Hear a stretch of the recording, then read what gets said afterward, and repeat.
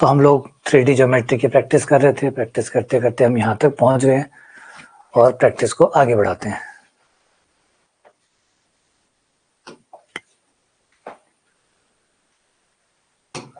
सवाल, अगला सवाल ये रहा, थोड़ा बड़ा कर देता हूँ।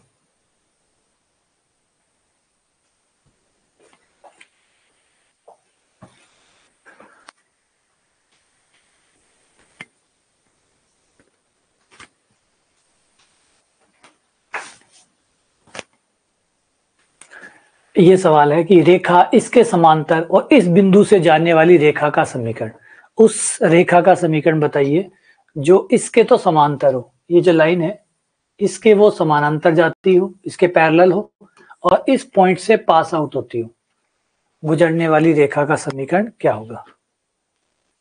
तो ये तो आसान सा हो गया, इसके इससे जाती है, इसके समांतर है, तो इसका जो बी वेक्टर होगा यही बी वेक्टर उसका हो जाएगा आपकी रेखा का, है ना। समांतर है मतलब दोनों के बी वेक्टर सेम है, समांतर होती है इसका मतलब दिशा एक है, दिशा एक है तो जो बी वेक्टर है वही इसका हो जाएगा। तो ये हो जाएगा आपका x-2,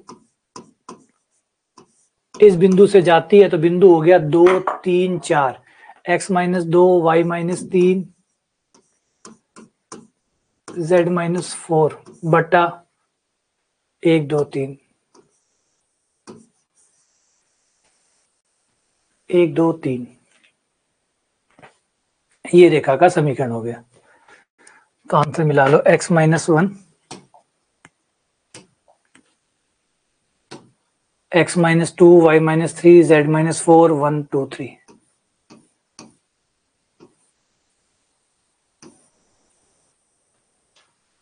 ठीक है, इस बिंदु से जाने वाली और इस रेखा के समांतर रेखा का समीकरण।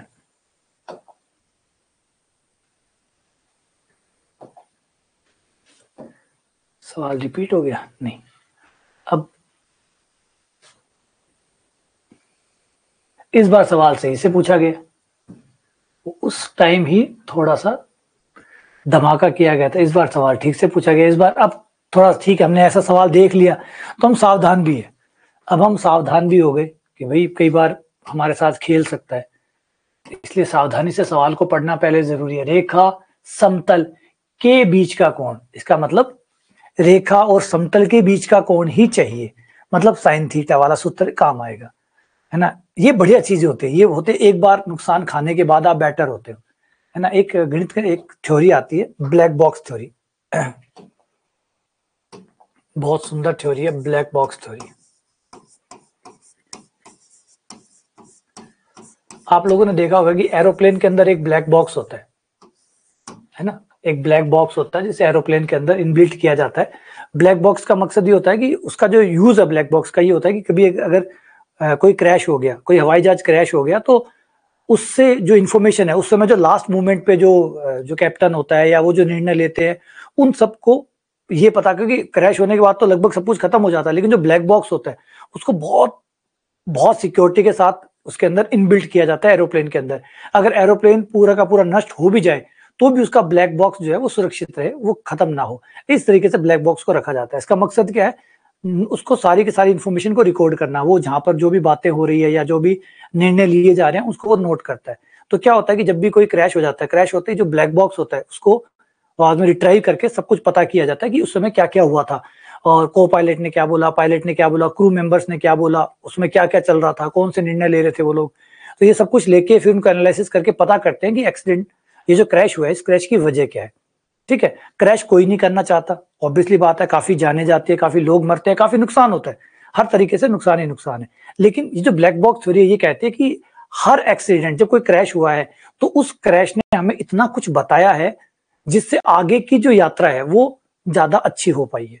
देखिए जब भी क्रैश होता है बहुत बुरा होता है, ऑब्वियसली बात है, लोगों जाने जाती है ना, सैकड़ों लोग मरते हैं, नुकसान होता है, सब होता है, लेकिन नुकसान से भी कैसे सीखा जाता है ये ब्लैक बॉक्स थ्योरी कहती है। ब्लैक बॉक्स, क्योंकि आप जानबूझ के एक्सीडेंट कोई नहीं करवाएगा, कोई हो सकता है कि कोई हवाई जहाज को जानबूझ के टकरा दे, जाओ जमीन पे टकरा दो, कोई नहीं करेगा। और उस समय जब आप चाहे कितना भी अपने रूम के अंदर एक्सपेरिमेंट करवाते रहो, उनका कोई मतलब नहीं है। रियल टाइम पे कोई कैसे निर्णय लेता है, उस समय कितनी जल्दी सोचता है, क्या करता है, ये डेटा होना जरूरी है। तो ब्लैक बॉक्स थ्योरी कहते हैं आपकी गलतियां ही आपको बेहतर बनाती है, गलतियों से नुकसान होता है, ये बात है, एक टाइम पे आप देखेंगे नुकसान होता है, लेकिन लॉन्ग टर्म बहुत फायदा होता है। शॉर्ट टर्म में आपको नुकसान होता है, जैसे आप किसी साइकिल से गिर गए या बाइक से गिर गए, आपका पैर टूट गया, नुकसान हुआ, बुरा हुआ, लेकिन विश्वास करिए ये चीज आगे के लिए आपको बचाती है, फ्यूचर को सेव करती है। अब आप पैर टूट के रह गया, सर नहीं फूटा, आइंदा सर नहीं फूटेगा, तो ये ब्लैक बॉक्स हो गया। तो जैसे वो सवाल था, बुरा हुआ, उस सवाल ने एक बार हमें झटका दिया, लेकिन अब हम इतने समझदार हो गए कि हम सवालों को पढ़ते टाइम पर इन बातों का ध्यान रखते हैं।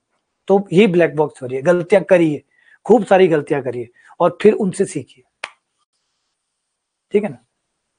तो बीच का कोण साइन थीटा से निकलेगा,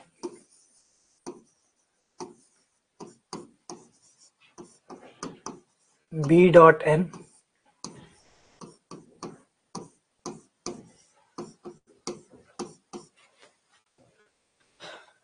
तो बी वेक्टर ये हो गया इसका,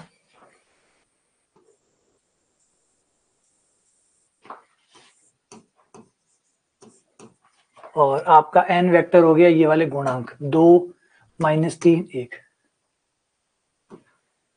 ये आपका एन वेक्टर आ गया 2 - 3 और 1, 3i, B vector 3i + 4j + 2k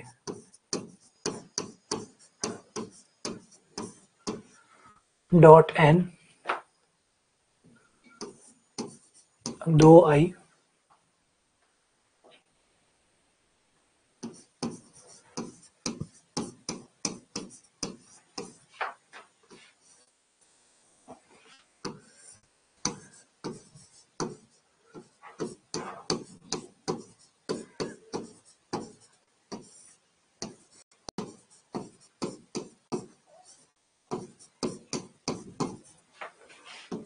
आई से आई हो गया 6 - 12 + 2 बटा 16 4 20 1 29 9 10 14 6 2 8 - 4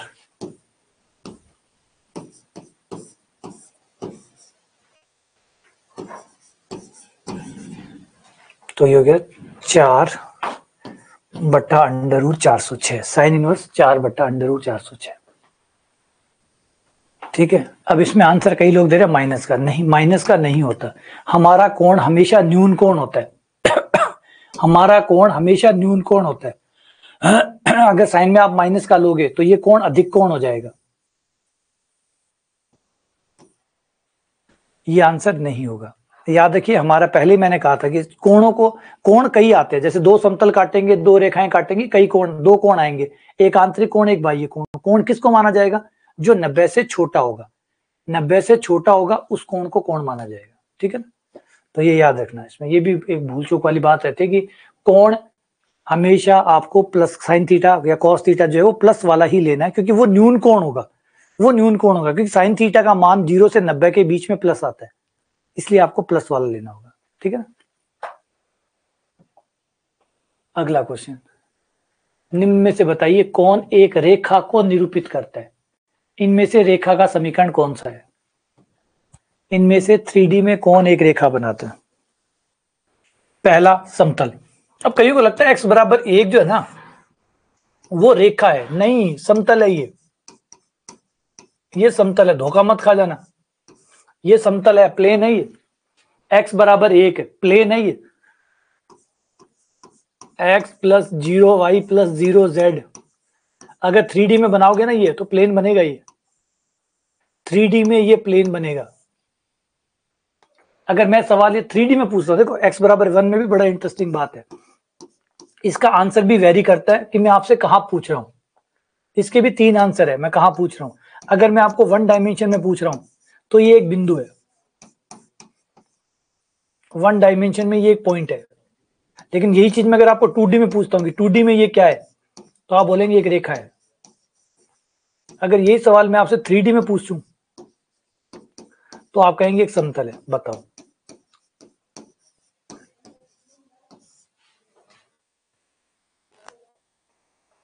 तो आप किस कॉन्टेक्स्ट में क्वेश्चन पूछ रहे हैं उससे 3 उत्तर आएंगे। अगर आप मुझसे 1 डायमेंशन में x = 1 क्या है, तो 1 डायमेंशन मतलब एक लाइन के ऊपर x = 1 कहां मिलेगा, तो x बराबर एक लाइन है, एक पॉइंट होगा। देखो ये आपकी लाइन है, इस लाइन पर x बराबर एक, ये 0 है, ये 1 है, ये 2 है, ये -1 है, ये -2 है। अगर वन डायमेंशन में आप पूछते हो x बराबर एक क्या है, तो x बराबर एक पॉइंट है। लेकिन यही आप 2D में मुझसे पूछते हैं, 2D में x बराबर एक, तो x बराबर एक ये रहा, ये रहा, ये सब x बराबर एक है, तो ये लाइन आ गई। 3D में x बराबर एक पूरा एक समतल होगा, 3D में x बराबर एक पूरा एक समतल होगा। तो इसलिए याद है क्वेश्चन बनाने वाले ने बिल्कुल सावधानी बरती है इस बात की, ऐसा नहीं है कि यूं ही चिपका दिया। देखो त्रिविम में सरल रेखा को निरूपित करता है, तो x बराबर एक त्रिविम में रेखा नहीं है, x बराबर एक रेखा है लेकिन 2D में। अगर आप 2D पढ़ रहे होते तो ये x बराबर एक रेखा बनाती, लेकिन 3D में ये एक समतल बनाता है, 3D में एक समतल बनाता है। आ जाओ दिखाते हैं।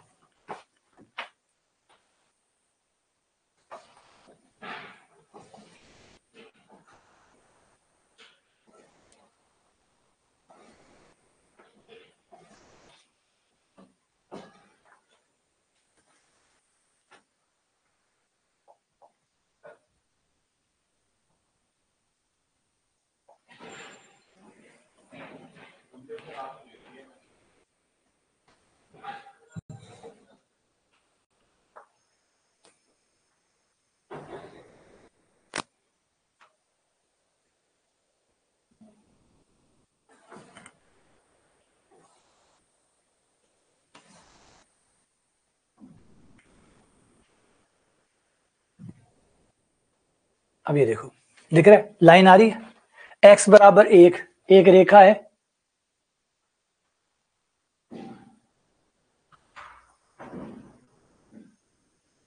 दिख रहा है रेड वाली लाइन आ रही है। अब ये मुझसे पूछ रहा है कि आप क्या चाहते हो, 2D में तो ये लाइन है, लेकिन नीचे एक ऑप्शन लिखा हुआ है एक्सटेंड टू 3D। क्या आप इसको 3D में देखना चाहते हैं कि 3D में क्या होगा? 2D में तो ये लाइन है, 2D में तो ये लाइन है, चित्र में दिख रहा है 2D में लाइन है, लेकिन ये पूछ रहा है कि क्या आप इसको 3D में देखना चाहते हैं। अगर मैं क्लिक करूंगा कि हाँ मुझे 3D में दिखाओ, 3D में दिखाओ, तो ये देखो।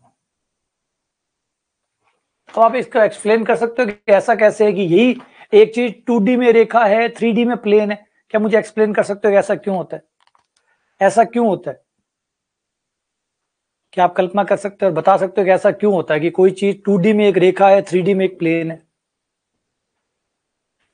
बिल्कुल आसान है, बिल्कुल आसान है। इसे देखिए, इसे देखिए, ये 3D में एक प्लेन है, मान लीजिए ये अनंत लंबाई की कॉपी है, ठीक है, अनंत लंबा अनंत चौड़ाई की कॉपी है।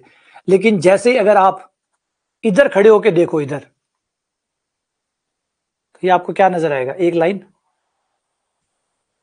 क्योंकि आप तीनों डायमेंशन से नहीं देख रहे, आप 2D से देख रहे हैं। एक डायमेंशन खत्म करके देखोगे तो आपको लाइन नजर आएगी, जैसे यही है। अभी इसका मैं एक डायमेंशन खत्म कर दूं तो ये लाइन बन जाएगी। देखो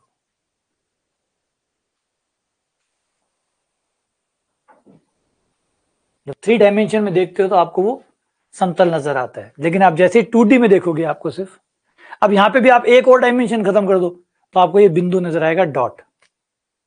तो वो हमारे देखने के कारण हो रहा है, एक्चुअली वो 3 है। अब अजीब बात ये है कि अगर सच कौन सा है, सच कौन सा है? क्या ये पॉइंट है या रेखा है या समतल है? सच क्या है? वो 3D में ही है, तो 4D में कुछ और होगा। हाँ ये बात तो भूल गया, 4D में तो पता नहीं क्या दिखता होगा। 1D में बिंदु दिखा, 2D में लाइन दिखी, 3D में समतल दिखा, 4D में, 4D में भी कुछ तो होगा, 5D में इसमें भी कुछ होगा, 6D में इसमें भी कुछ, 7D, 8D, 10D।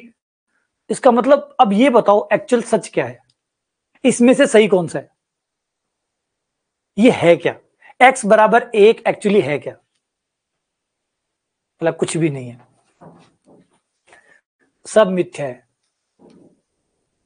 सब माया है ना? याद है पहले माया क्यों कहते थे? इसलिए माया कहते थे, एक्चुअली सच है ही नहीं, कोई भी सच नहीं है। हाँ सर फोड़ सकते हो एक दूसरे का, लेकिन बनाने वाले ने सच बनाया ही नहीं, बनाने वाले ने सच बनाया ही नहीं, बनाने वाले ने सिर्फ आपके अलग अलग देखने के तरीके बनाए हैं, सच बनाया ही नहीं, है ना? वो बड़े शानदार राइटर है, उनका नाम है कामुज। वो ये कहते हैं कि सच बनाया नहीं गया, पागल की तरह ढूंढ रहे हो। ये नीचे ने भी कहा, नीचे ने कहा सच बनाया नहीं गया है, सच नाम की कोई चीज बनाई नहीं है, तुम पागलों की तरह सच ढूंढ रहे हो, बता दो सच। जैसा सी बात है, देखो 1D में ये लाइन बिंदु है, 2D में ये रेखा है, 3D में ये समतल है, 4D में पता नहीं क्या है, अभी तक देख नहीं पाए। आइंदा आगे जब थोड़े और अच्छे हो जाएंगे गणित में तो 4D में बताएंगे कुछ और ही दिख रहा है।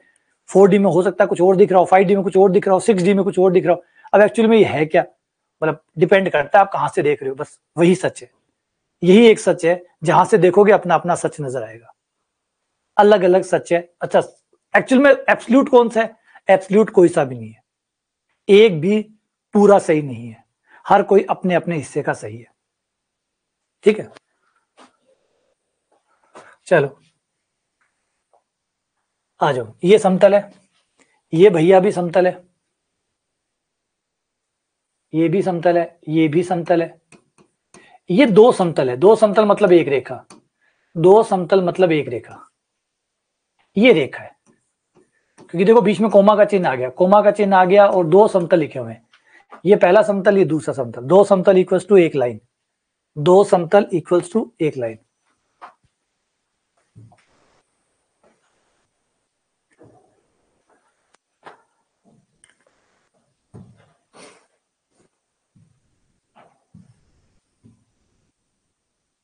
ये देखो, ये रहे दो समतल, इन दोनों ने काटा और आपको एक लाइन नजर आएगी। ये जब दोनों समतल एक दूसरे को जहां काट रहे हैं वहां देखिए, जहां पे ये दोनों थोड़ा सा, या इन दोनों के कटान को देखिए जहां दोनों कट कर रहे हैं, जहां दोनों समतल एक दूसरे को कट कर रहे हैं वहां देखो एक कोना बन रहा है, जहां दोनों समतल एक दूसरे को कट कर रहे हैं वहां देखो एक लाइन बन रही है। तो दो समतल मतलब एक रेखा, दो समतल मतलब एक रेखा। जब दो समतल काटते हैं तो एक रेखा का निर्माण होता है, इसलिए जो दो रेखाओं, दो समतलों का समीकरण है वही एक रेखा का समीकरण है। ठीक है, बढ़ जाओ उस पर आगे। चलो अगले सवाल की तरफ। इन दोनों का प्रतिच्छेद बिंदु क्या होगा? दोनों का प्रतिच्छेद बिंदु निकालो। तो या तो एक काम कर सकते हो, संतुष्ट करवा लो दोनों को, दोनों को संतुष्ट करा लो, जुगाड़ से करोगे तो आराम से हो जाएगा, है ना। जुगाड़ से दोनों को संतुष्ट करा लो।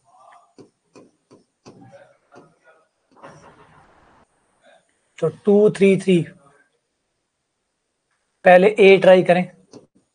ए ऑप्शन को पहले वाली लाइन में रखूं तो 2 माइनस 1 1 1/1, फिर 2 माइनस 1 1/2, नहीं आया, ऑप्शन ए गलत।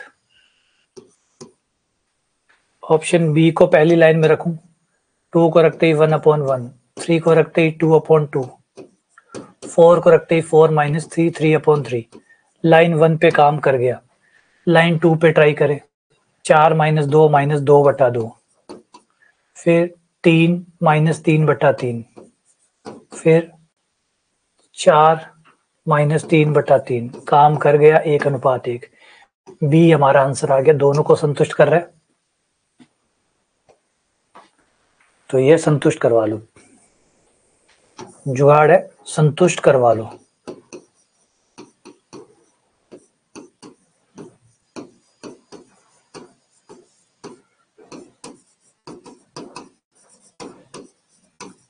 जो प्रतिच्छेद करे, जो संतुष्ट करे वही बिंदु है। अगर मैन तरीके से निकालें तो एक दोनों रेखाओं से बिंदु निकालो,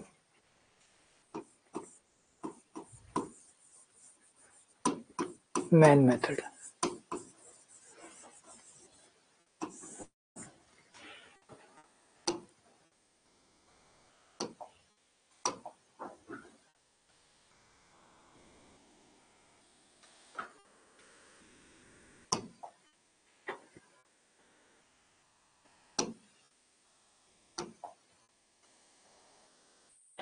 पहली रेखा से बिंदु निकालो, बराबर λ1 रख दो, दूसरी रेखा से λ2 रख दो, λ1 + 1, कोमा λ2 λ1 + 1, 3 लैम्डा 1 प्लस 1,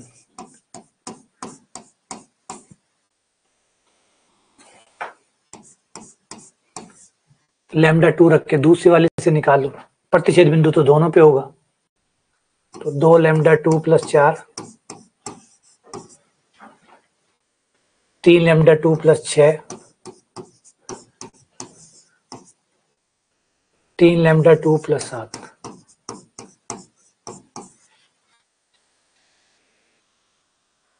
बराबर करने पर x से x के गुणांक को बराबर करने पर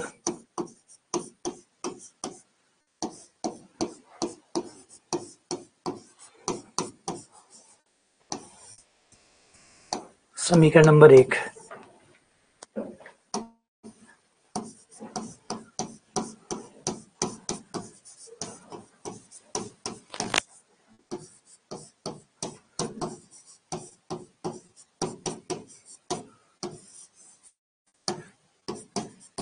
एक तीसरी से और बराबर कर सकते हैं, इन्हें 2 से गुणा कर दो, फिर घटा दो 2 लैम्डा 1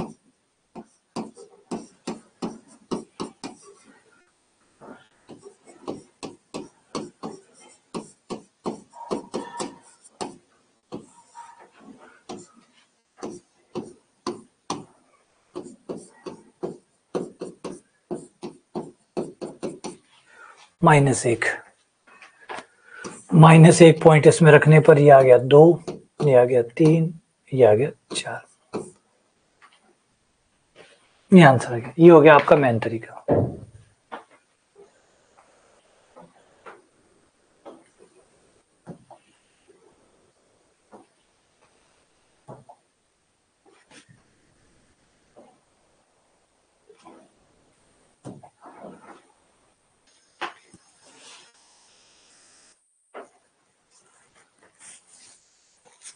दोनों पे स्थित है तो k का मान बताइए।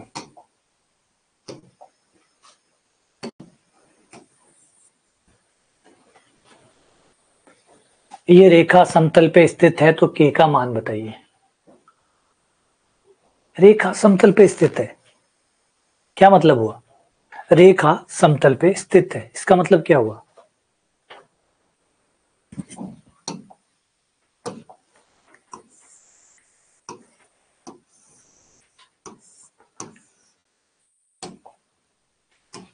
रेखा समतल पे स्थित है, यानी रेखा का हर बिंदु समतल पे स्थित है, क्योंकि रेखा यानी बिंदु, तो रेखा का हर बिंदु समतल का बिंदु भी है। रेखा का हर बिंदु समतल का बिंदु भी है। जो रेखा का बिंदु है वो समतल का भी बिंदु है, क्योंकि रेखा समतल के ऊपर है, तो रेखा का हर बिंदु समतल का बिंदु होगा। तो अगर हम यहां से निकालें, रेखा का बिंदु है 4 2 के, 4 2 के। अब ये समतल पे स्थित होगा, ये रहा समतल, संतुष्ट करवा दो।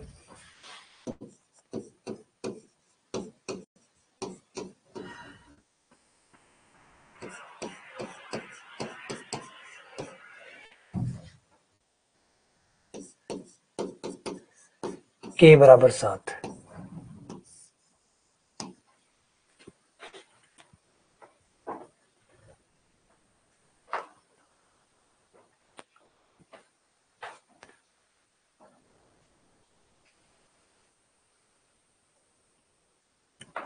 ठीक है, सही है। बढ़ जाओ आगे, अगला सवाल।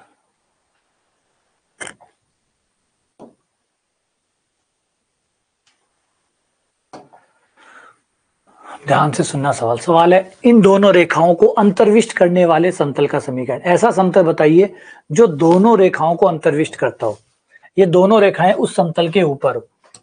अब इसका जुगाड़ भी बताना है आपको, मेन तरीका भी बताना है। जुगाड़ और मेन तरीका दोनों बताना है। ये समतल है जिसका समीकरण आपको निकालना है, ये दो रेखाएं हैं जो समतल के ऊपर स्थित है। तो इस समतल का समीकरण क्या है जबकि रेखा का समीकरण दिया गया है?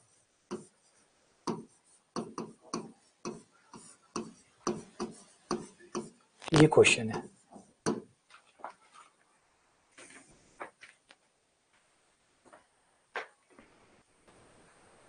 भाई देखो दोनों बिंदु समतल के ऊपर होंगे, रेखा का ये बिंदु भी समतल पे होगा, क्योंकि दोनों रेखाएं समतल पे है भाई, दोनों रेखाएं समतल पर है, तो फिर समतल रेखा के बिंदु समतल से परे थोड़ी हो सकते हैं। ये बिंदु भी समतल को संतुष्ट करेगा और इसमें भी यही दे दिया, इसका मतलब दोनों रेखाएं इसी बिंदु पे काट रही है। तो 3 2 1 को संतुष्ट करने वाला बंदे ने, बनाने वाले ने ऑप्शन भी मेरे ख्याल से अच्छे बनाए। ऑप्शन संतुष्ट कर रहे, परफेक्ट, बहुत बढ़िया बहुत बढ़िया। जुगाड़ को बंद करने की कोशिश की गई है, अच्छा लगा, बहुत बढ़िया सवाल बनाया कि जुगाड़ को बंद करने की कोशिश की है कि भैया कोई जुगाड़ कर लेगा, वो ये देख लेगा संतुष्ट करवा लो। तो यही जरूरी होता है कि आपको सारे तरीके पता हो, कर दे जुगाड़ बंद, हमारे पास और माध्यम है। अगली शर्त कि जो समतल का अभिलंब होगा वो B1 और B2 दोनों के लंबवत होगा, क्योंकि दोनों रेखाएं समतल पर है, तो जो अभिलंब होगा वो दोनों के लंबवत होगा, अभिलंब दोनों के लंबवत होगा। तो देखो कौन सा है ऑप्शन, जो B1 और B2 दोनों के लंबवत है। जुगाड़ का दूसरा हिस्सा, पहले संतुष्ट करवा सकते हो, संतुष्ट वाला काम ना करे, संतुष्ट वाले को तो इसने काट दिया, संतुष्ट वाले को तो इसने काट दिया। इसने क्या किया, बिंदु दिया और दो बिंदु नहीं देके दोनों बिंदु सेम दे दिए, ताकि दो बिंदु सेम दे दिए। सेम देने का मकसद ये था इसका, ताकि आपको उसे दो समीकरण ना बनानी पड़े, फिर एक बिंदु को लेके ही समीकरण बनानी पड़ेगी, उससे आराम से वो संतुष्ट करवा सकता है। और उसने शायद मेरे ख्याल से लगभग सारी समीकरण ही संतुष्ट करवा रहे हो, तो मेहनत बेकार कर दी। लेकिन कोई बात नहीं, लंबवत वाली शर्त लगा दो। कौन सा समतल है जो इसके साथ लंबवत है, मतलब डॉट गुना 0 आती है।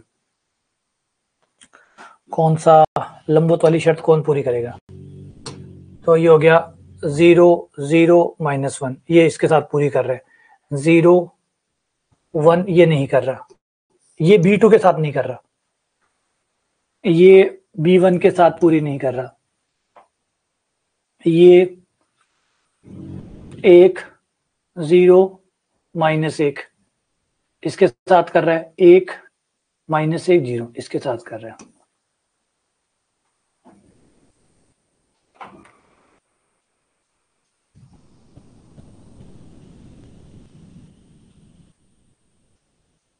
ये नहीं कर रहा, तो सी आपका आंसर हो गया।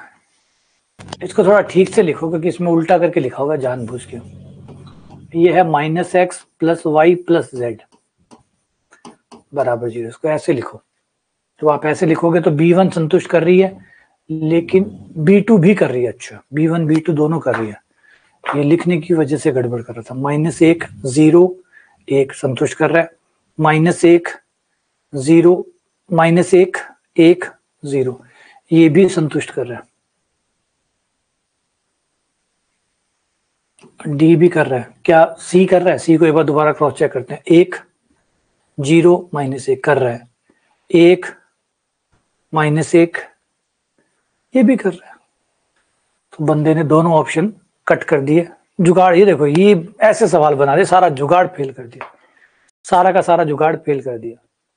अब यहाँ पे सी जो है वो भी संतुष्ट हो रहा है, लेकिन सी जो बिंदु में फेल हो गया, शायद सी बिंदु में फेल हो गया, बिंदु को संतुष्ट नहीं कर रहा, इस वजह से सी पहले ही कट गया था। तो दो जुगाड़ मिला के एक उत्तर बन गया।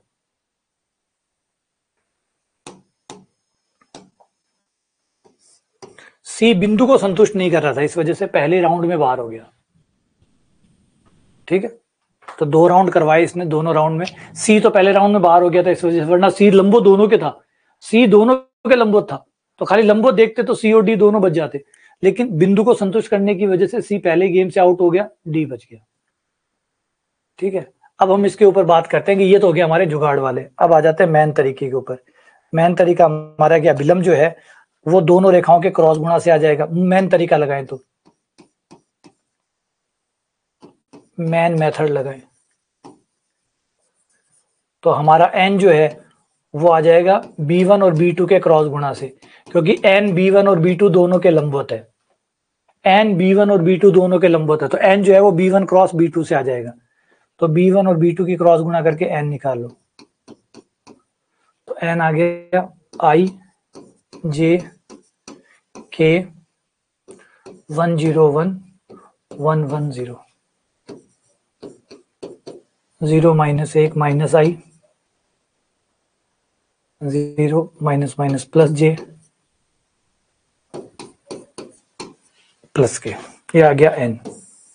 एक बिंदु चाहिए समतल का समीकरण निकालने के लिए, एक बिंदु चाहिए, तो r डॉट n बराबर a डॉट n। बिंदु ये काम आ जाएगा 3 2 1, इन दोनों का प्रतिच्छेद बिंदु 3 2 1 है, 3 2 1 दोनों रेखाओं पर है, मतलब प्रतिच्छेद बिंदु है, तो 3 2 1 मिल जाएगा, तो r डॉट माइनस आई प्लस जे प्लस के a डॉट n, तो आगे माइनस का 3 प्लस 2 प्लस 1 माइनस का 3 2 1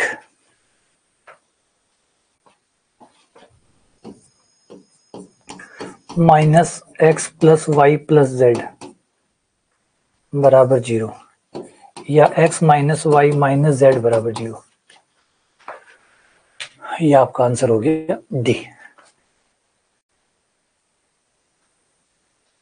हाँ, तो सी इसी वजह से बाहर हुआ था, बिंदु संतुष्ट नहीं कर रहा था इसलिए सी बाहर हो गया, और बाकी ऑप्शन जो है वो लंबवत की वजह से बाहर हो गया, डी बच गया। वैसे मेन तरीका लंबा था ही नहीं, अगर मेन तरीके से करते तो इतनी, यही कहता कि जुगाड़ हमें लगता है जुगाड़ टाइम लेता है, लेकिन कई बार होता है जुगाड़ सही में बहुत टाइम ले रहा होता है, हम सोचने में इतना टाइम खराब कर देते हैं, हमें लग रहा होता है कि टाइम लग ही नहीं रहा, जबकि टाइम अच्छा खासा लग रहा होता है। तो इसलिए जरूरी होता है कि टाइमर लगा के एक बार पहले इस बात की जरूर गौर करो कि आपका कहीं टाइम ज्यादा तो नहीं लग रहा जुगाड़ में, क्योंकि हमारी एक मान्यता है कि जुगाड़ चाहे 1 घंटे का ही क्यों ना हो, जुगाड़ छोटा होता है। मेन तरीका चाहे 1 मिनट का ही क्यों ना हो, मेन तरीका बड़ा होता है। पता नहीं पहले से सोच है अपने आप ही कि मेन तरीका हमेशा महंगा ही होता है, और जो शॉर्ट ट्रिक है, जो जुगाड़ है, वो हमेशा छोटा होता है। जबकि यहाँ पे हम देख सकते हैं कि मेरे ख्याल से यहाँ पे में ज्यादा टाइम लगा है जुगाड़ से कंपेयर टू मेन मेथड से।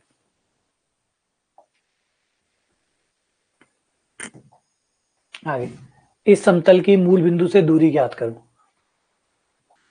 हाँ, r डॉट n बराबर p, वैसे कर सकते हो बिल्कुल, या मूल बिंदु से डायरेक्ट दूरी निकाल सकते हो, मूल बिंदु से डायरेक्ट लंबिक दूरी निकालो, 0 0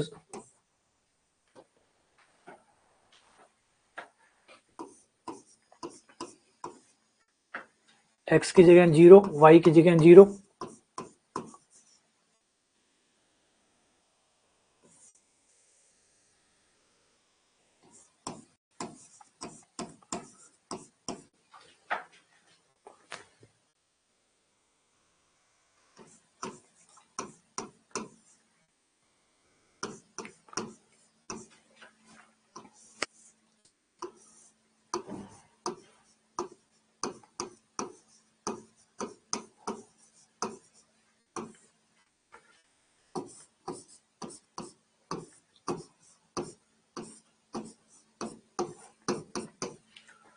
बराबर 1। और एक जो बताया कि इसका एक विकल्प हो सकता है, याद हो तो, कि भाई आप r dot n cap, n को n कैप बना लो, तो बस अपने आप ही आपकी मूल बिंदु से दूरी आ जाएगी।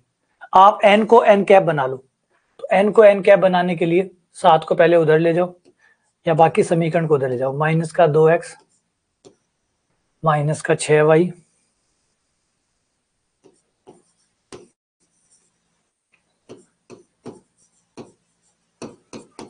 बराबर 7, और परिमाण ये हो जाएगा हमारा r dot 2i minus 6j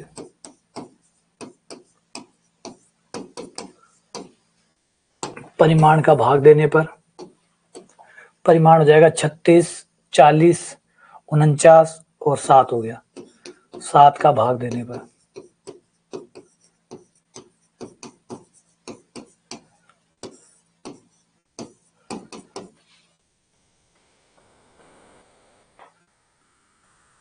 अब यहाँ पे एक सवाल बनता है, और बड़ा प्यारा सवाल बनता है, ज्वलंत सवाल बनता है कि भाई इतने लोगों को परेशान क्यों किया, 7 को परेशान क्यों नहीं किया, इन सबको इधर क्यों लेके गए, 7 को क्यों नहीं लेके गए, इन सबको इधर लेके गए अगर आप देखो तो, है ना, क्यों किया ऐसा। 7 को अकेले कोई भेज देते उधर, 7 को अकेले कोई भेज देते उधर, इतने सब लोगों को परेशान किया, 7 को अकेले को वहां छोड़ा, ऐसा क्यों, ये भेदभाव क्यों, एक के बदले 3 को क्यों भेजा गया, एक के बदले 3 को क्यों भेजा गया, 3 आदमियों को भेजा है आपने, 7 को भेज देते उधर, क्या दिक्कत है।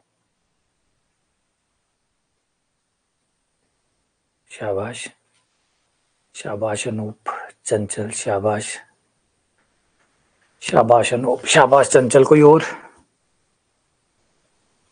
एक्चुअली में हम दूरी p बना रहे हैं और p दूरी है, दूरी कभी माइनस की हो नहीं सकती। हम ये बराबर में किसको रखने वाले हैं, p को रखने वाले हैं, p दूरी है और दूरी माइनस की नहीं हो सकती। तो अगर मैंने 7 को उधर भेजा होता तो 7 माइनस का हो जाता, फिर मुझे माइनस का भेजने के बाद माइनस को वापस भेजना ही पड़ता, क्योंकि मैं माइनस यहां नहीं रख सकता, क्योंकि p डिस्टेंस है, p दूरी है, वो 0 हो सकती है या 0 से बड़ी हो सकती है, वो माइनस की नहीं हो सकती। तो अगर मैंने बाई चांस 7 को भेज भी दिया होता तो भी मुझे वो माइनस बाद में इधर ही भेजना पड़ता, तो इससे अच्छा है इन्हीं को इधर भेज दूं, 7 को पड़े रहने दो, क्योंकि ये दूरी बनने वाली है और p हमेशा पॉजिटिव होता है, इसलिए हमें p को बचाना था। अच्छा 7 को भेज देते तो बिल्कुल भेज देते, चला जाता, लेकिन बाद में आपको माइनस को फिर भेजना पड़ता है इधर, माइनस आप इधर नहीं रख सकते थे क्योंकि p दूरी है और p के साथ माइनस नहीं रह सकता। ठीक है,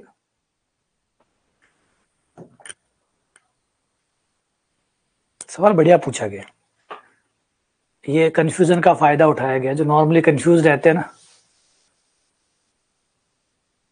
जो कंफ्यूज रहते हैं ना अभिलंबों को लेकर, उनके लिए सवाल है। याद रखो जो समतलों के बीच में कोण होता है वही अभिलंबों के बीच में कोण होता है, जो समतलों के बीच में कोण होता है वही अभिलंबों के बीच में कोण होता है। तो इसका मतलब अगर समतल समांतर है तो फिर अभिलंब भी समांतर है, अगर समतल दो समतल समानांतर है तो दो अभिलंब भी समानांतर है, और अभिलंब समांतर है तो इनके दिक् अनुपात का अनुपात बराबर होगा। तो a बटा a डैश बराबर b बटा b डैश बराबर c बटा c डैश, a बटा a डैश b बटा b डैश c बटा c डैश, a बटा a डैश b बटा b डैश c बटा c डैश। नहीं, ये वाला नहीं, ये वाला, a बटा a डैश b बटा b डैश c बटा c डैश। डी क्यों नहीं आया, क्योंकि डी दिक् अनुपात में नहीं आता, दिक् अनुपात में सिर्फ एक्स वाई जेड वाले ही आते हैं।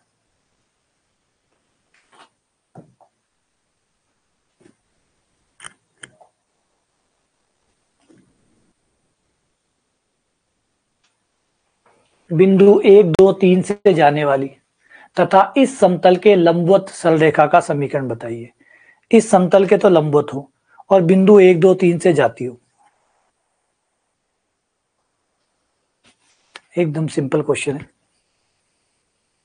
देखो समतल के लंबवत है, बिंदु से जाती है, ये समतल रेखा समतल के लंबवत है और बिंदु से जाती है, बिंदु है आपका 1 2 3। अगर समतल के लंबवत है इसका मतलब अभिलंब के समानांतर है, क्योंकि अभिलंब भी इधर ही जाते हैं, तो रेखा और अभिलंब दोनों समांतर हुए, तो अभिलंब का सदिश ही समतल का सदिश हो जाएगा, इसका अभिलंब का सदिश ही रेखा का सदिश हो जाएगा। तो इसको ये उदाहरण में मिल जाएगा x minus 1 y minus 2 z minus 3 बट्टा n का मान समतल से ले लो 1 2 5,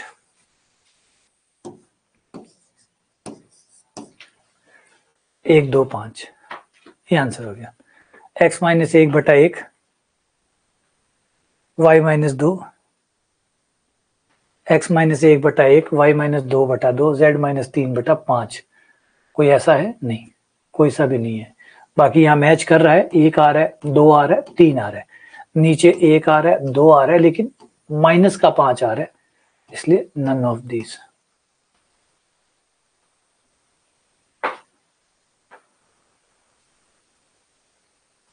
अच्छा वो 5 माइनस का है क्या वहां पे, अच्छा वो माइनस, यहाँ पे एक माइनस हो रहा है तो -5, ठीक है।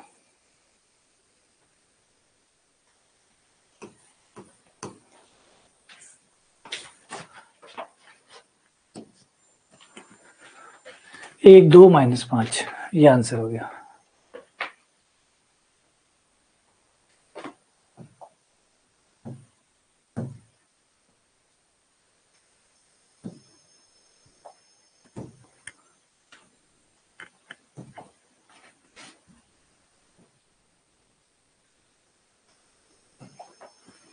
अगला सवाल, एक समतल निर्देशीय अक्षों को ए बी सी पर इस प्रकार से मिलता है कि त्रिभुज एबीसी का केंद्रक 2 3 4 है, तो समतल का समीकरण बताइए। समतल का समीकरण बताइए। त्रिभुज एबीसी का केंद्रक 2 3 4 है।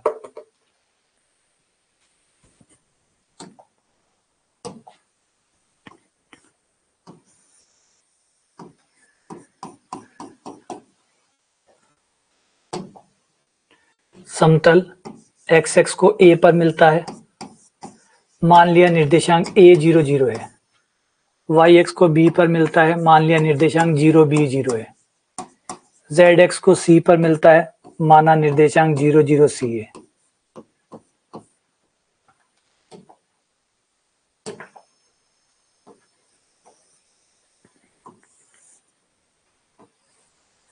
इसका केंद्रक, तीनों को जोड़ो और 3 का भाग दो, ये हो गया a/3, b/3 और c/3।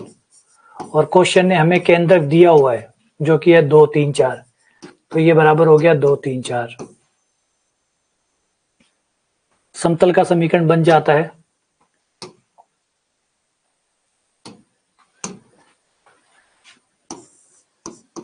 समतल का समीकरण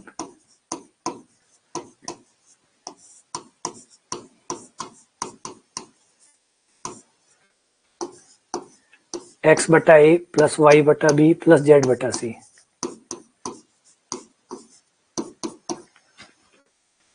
यहां से a का मान निकल जाएगा, a/3 बराबर 2, a बराबर आ गया 6।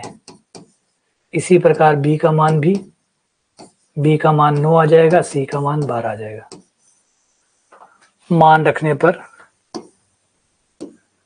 समतल का समीकरण आ गया x/6 y/9 z/12 बराबर 1।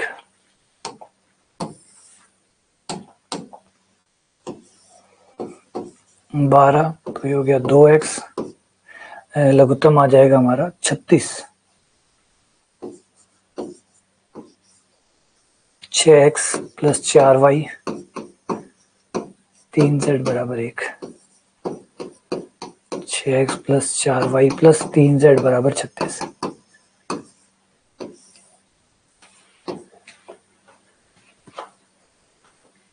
है ना, 6x plus 4y plus 3z बराबर 36।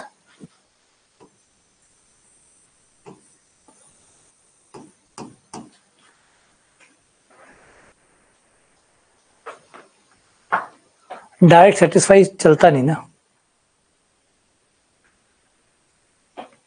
हाँ, वैसे तो समतल पे ही होता वो बिंदु, वैसे केंद्रक जो है वो समतल पे ही होता है, क्योंकि जब तीनों बिंदु समतल पे है तो उसका केंद्रक जो है ना वो भी समतल पे ही आता।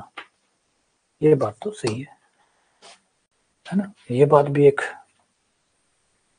सच है कि भाई जब त्रिभुज के तीनों बिंदु समतल पर है तो उसका केंद्रक भी समतल पे आएगा। यदि त्रिभुज के तीनों शीर्ष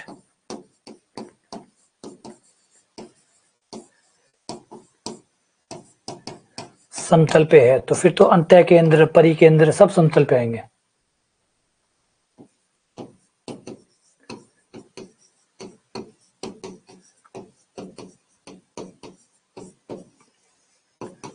केंद्रक भी समतल पर होगा। तो हम ये वाला जुगाड़ ट्राई कर सकते हैं। कौन है जो 2 3 4 को संतुष्ट कर रहा है?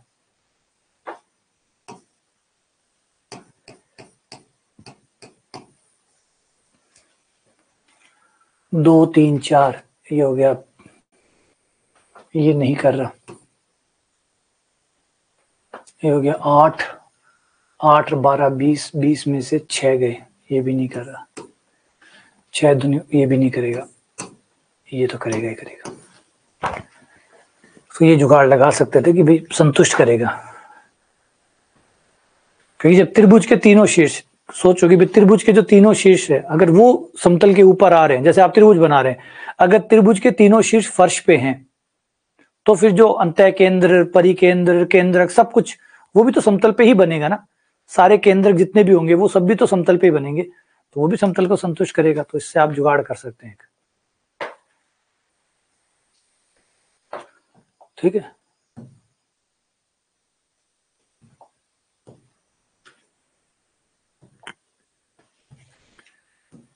इसमें से समतल का समीकरण बताइए जो एक्स एक्स के समांतर हो। एक्स एक्स के समांतर समतल का समीकरण कौन सा होगा?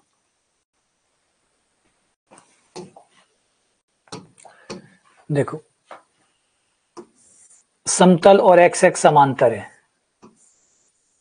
तो अगर समतल का समीकरण A X plus B Y plus C Z plus D है और एक्स एक्स के ये समांतर है, तो इसका अर्थ ये हुआ कि जो समतल का अभिलंब है वो एक्स एक्स के लंबवत हुआ, है ना। एक्स एक्स एक रेखा का नाम है और अभिलंब इसके लंबवत हुआ, तो एक्स एक्स के दिक् अनुपात होते कितने?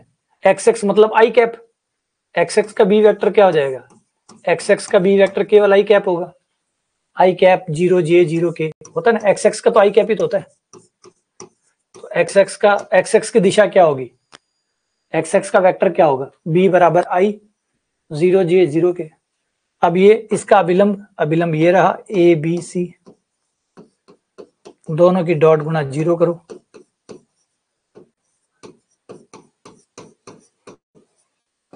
बी डॉट एन बराबर 0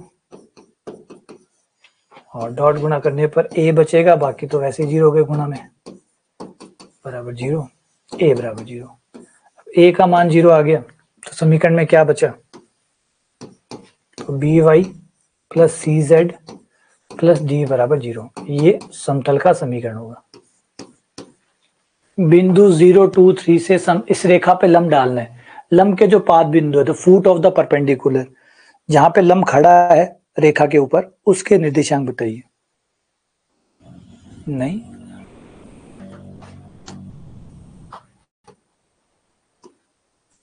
ये आपके रेखा है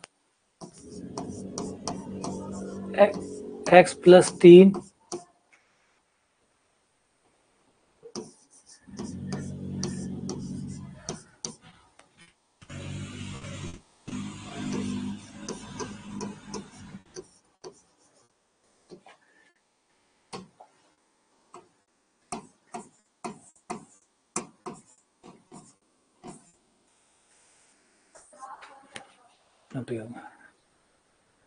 अब आपको इस बिंदु के निर्देशांक बताने हैं क्यों के, तो बराबर में लैम्डा मानो, 5 lambda minus 3, 2 lambda plus 1, 3 lambda minus 4। P Q के दिक् अनुपात निकालो।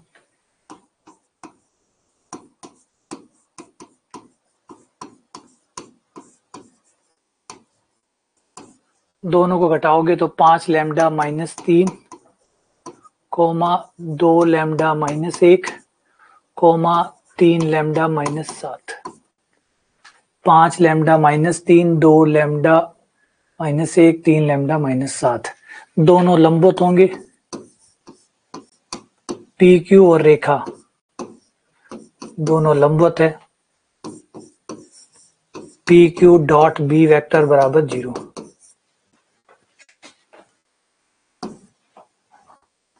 यह आ गया 5 lambda minus 3 into 5, 2 lambda minus 1 into 2 plus 3 lambda minus 7 into 3 बराबर 0। तो 25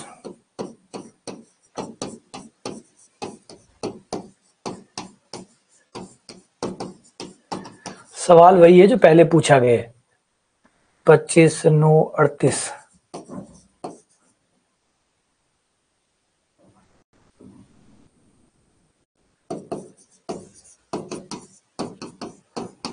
लैम्डा बराबर 1, लैम्डा का मान 1 रखते ही अपना बिंदु आ जाएगा। 2 3 minus 1, 2 3 minus 1।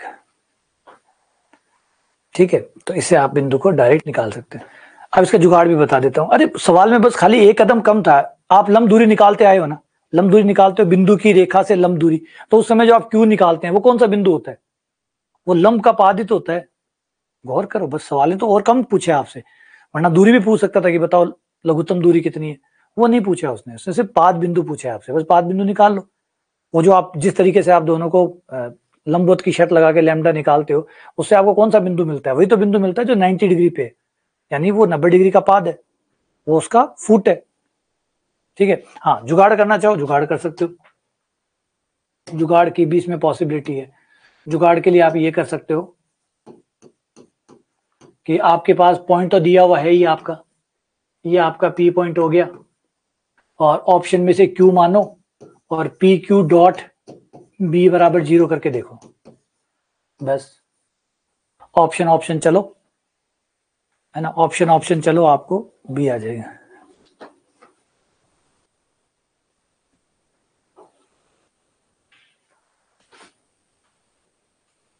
Clear? P Q dot B बराबर 0। चलिए बस इसी के साथ विराम करते हैं।